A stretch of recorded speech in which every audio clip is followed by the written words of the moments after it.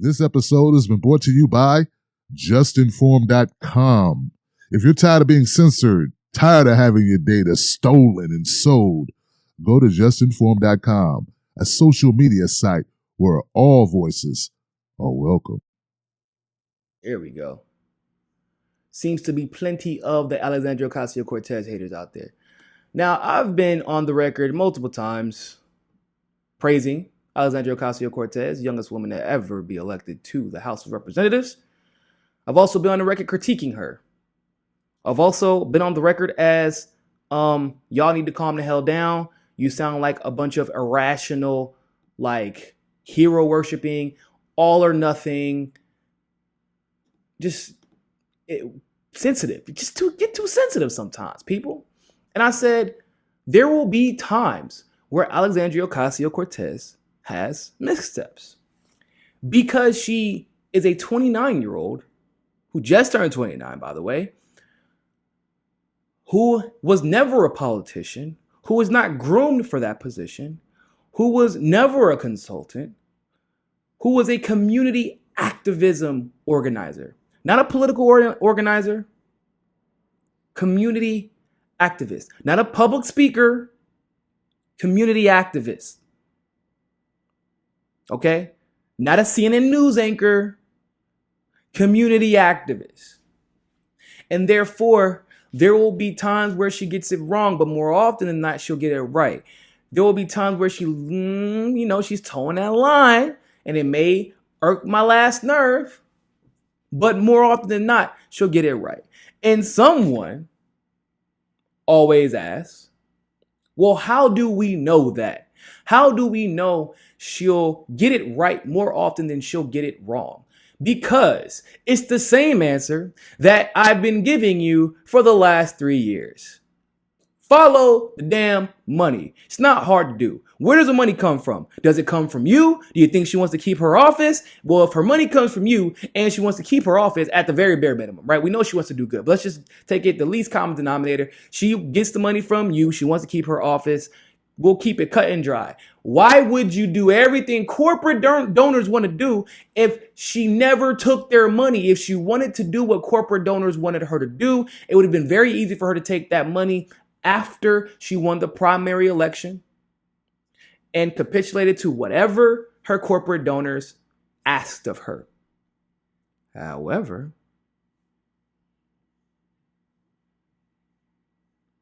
Alexandria Ocasio-Cortez has stood up time and time again.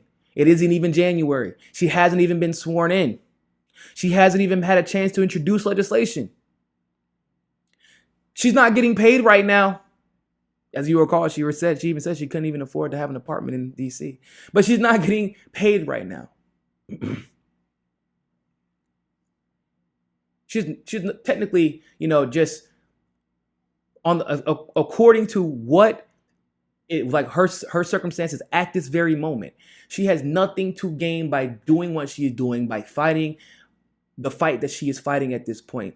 You could tell some of her moves are somewhat calculated, but other moves are like she just is disgusted by what she is seeing, by what she's experiencing. And here's yet another example, because I don't know if you all heard this, but Alexandria Ocasio-Cortez blasts the bipartisan congressional orientation, saying that lobbyists are here, but we're the laborers. Now, according to Newsweek, Alexandria Ocasio-Cortez and fellow Congresswoman, special shout out to Rashida Tlaib, Mrs. Hell Nah, I ain't voting for Nancy Pelosi. So special shout out to her, one of the duo of the first Muslim women in Congress, have criticized the bipartisan orientation program for congressional freshmen as a glorified corporate lobbyist event. What? Now, here's what's interesting about this. Now, Tim Canova, in one of his speeches while he was running for office, was actually told about this event. And he said this exact same thing. He said, this is what you're going to have to attend. These are the people that you're going to have to talk to. If you're going to want the committee, get on the committee that you want. If you're going to get the FaceTime in front of the television that you want. If you're going to get the cooperation that you need to get bills passed, you're going to have to do what these corporate lobbyists tell you. He knew this. And so Alexandria Ocasio-Cortez is merely echoing these words. Rashida Tlaib is merely echoing this knowledge that has already been, and Tim didn't want to say any names, but this is somebody who's in Congress right now who's saying this. So this person, whoever told Tim, didn't even want to come out and call out these corporate lobbyists, didn't want to call out this event. And yet we have Alexandria Ocasio-Cortez and Rashida Tlaib using their platform, which is what I've said how many times. And I want to explain to you exactly how important that is in a segment in a couple of minutes. But they're using this platform to open up the window, to rip the tent off of the window that is our federal legislature, and showing us, look at this shit. This is exactly why we can't get shit done. This is why. It's like, why has no one talked about this?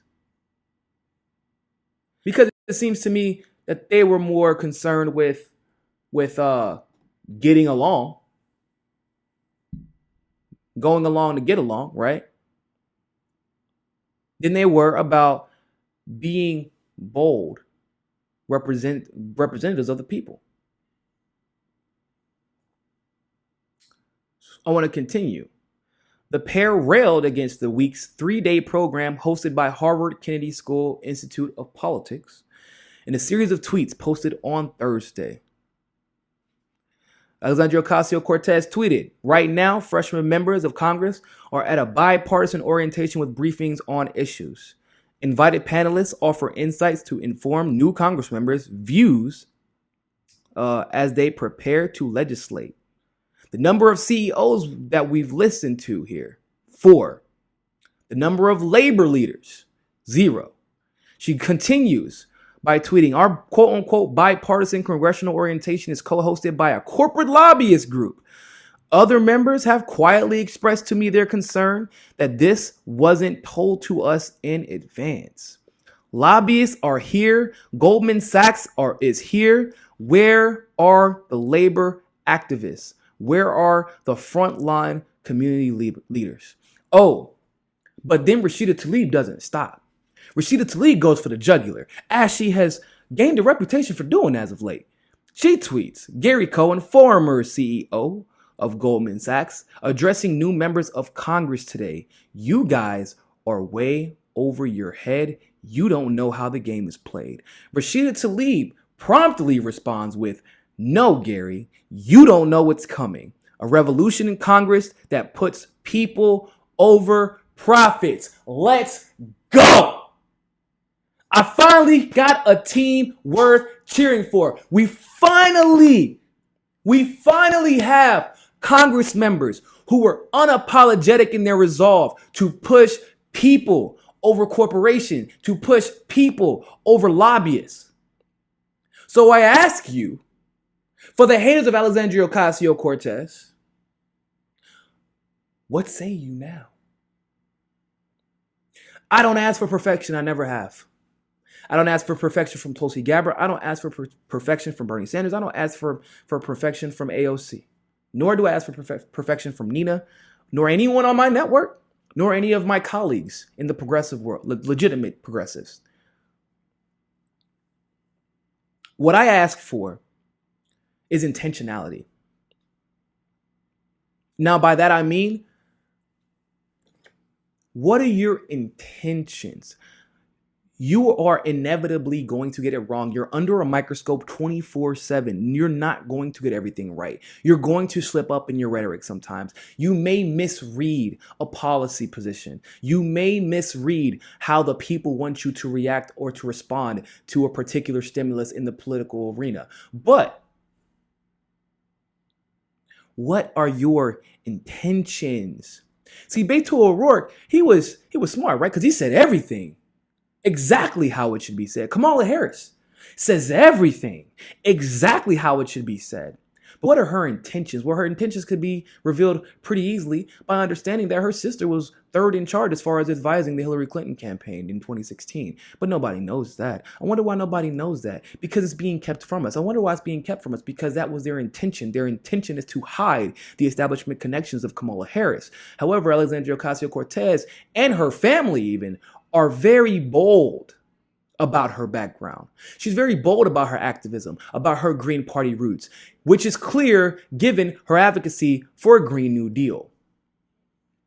But this should be invoking protest across the country. This story, in my opinion, it got coverage, but it was not a big enough story on Twitter, on social media. It was not covered from start to finish like we've seen in the past. And it should have been, in my humble opinion. Now, why is that? Because, well, isn't that how every other story like this is covered? If it was Kamala Harris who tweeted something like this out, which, you know what?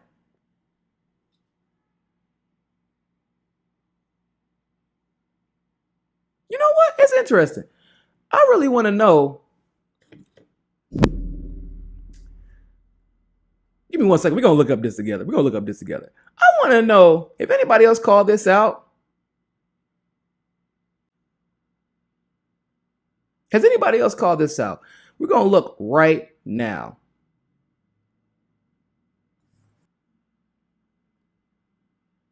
Nobody so far. AOC, Rashida Tlaib, AOC, Rashida Tlaib. Okay. So now I'm curious. Because I'm legitimately curious now. Why hasn't anyone told us of this process? And like I said, there are some people whose even if it's a resolve on the surface, it does benefit. It does benefit us in the end, right? So like I always say about, for example, Ro Khanna. Ro Khanna, in my opinion, is not an unapologetic progressive. He is a careerist. He's part of the career progressives who have tried to take the movement and, use the momentum that it's created to have long-term success. That is what I believe a Ro Khanna is. But Ro Khanna, He went to the same meeting. He was literally just a freshman. Ro Khanna did not speak of this. Tim Canova spoke of this before he even won, saying that he was going to call out this and document in every way how corporations were going to try and screw over the little guy. But we've never heard of this. Now, in my humble opinion, what this demonstrates to me is that AOC and Rashida Tlaib, as far as their intentionality, as far as their resolve, as far as their loyalty to the progressive movement, as far as their loyalty to the idea of people over profit, I'm finding a hard time believing that they are anything other than unapologetic progressives. I really am. I'm an objective person. Like I said, I've had to call her out a couple of times on some things. But like I said, I remember people. Remember what I said? I said, I believe that Alexandria Ocasio-Cortez's rhetoric had been dialed back because she knows as well as we do, anybody who was a part of the 2016 election knows. The Democratic Party, doesn't matter how successful you are, doesn't matter how popular you are, this is not our electoral process. And the moment they decide to put their foot on the scale, their finger on the scale to tip it in their favor, They can snatch what you think is a guaranteed victory right from under your feet, even if it means handing that over to a Republican, and they will face the consequences later. But of course, it won't be until way later. So she played the temporary game, as I expected her to. But now, and like I figured, like I said, what happened? I said, once she gets to Washington and she sees how they will try and manipulate her, they will try to threaten her, they will try to coerce her.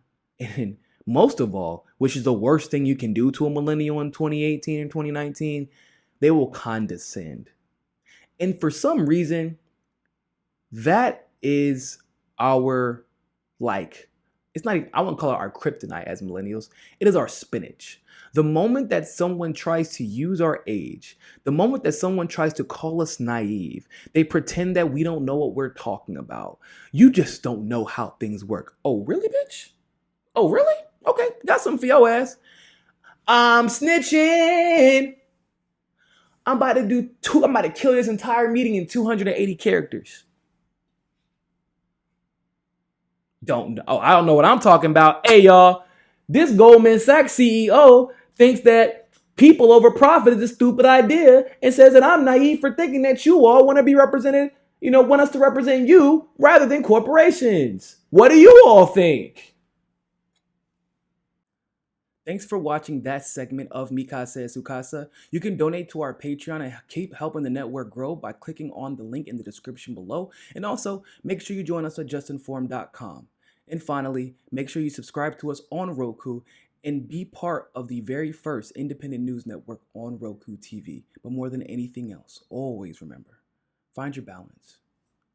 Peace.